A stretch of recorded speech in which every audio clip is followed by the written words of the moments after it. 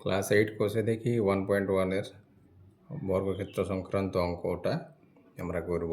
আমিনাদের বাড়ির আয়তক্ষেত্রাকার উঠানের দৈর্ঘ্য 6 মিটার এবং প্রস্থ 4.2 মিটার। ওই উঠানের মাঝখানে 3.5 মিটার ইন্টু 2.5 মিটার মাপের একটি আয়তক্ষেত্রাকার শতরঞ্জি পাতলাম।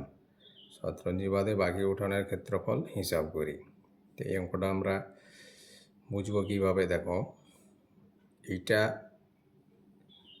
উঠোনটা, উঠোনের দৈর্ঘ্য এই পাশটা 6 মিটার, প্রস্থ এই পাশটা 4.2 মিটার।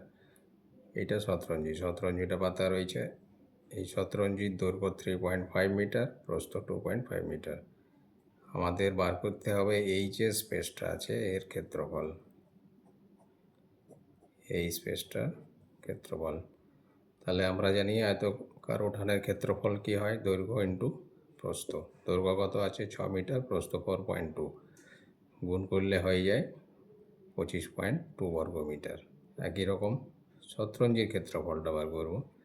3.5 মিটার এটা দৈর্ঘ্য, এটা প্রস্থ, গুণ করলে হয় 8.75 বর্গ মিটার। এখন আমাদের চাই শতরঞ্জি বাদে বাকি উঠানের ক্ষেত্রফল, মানে এই যে স্পেসটা বলছিলাম সেইটা। তাহলে উঠোনের মোট ক্ষেত্রফল এইটা, আর শতরঞ্জির ক্ষেত্রফল এইটা, বাকি যেটা পড়ে থাকে সেটা এইটা। বাকি শতরঞ্জি বাদে উঠোনের ক্ষেত্রফল 16.45 বর্গ মিটার। বোঝা গেছে?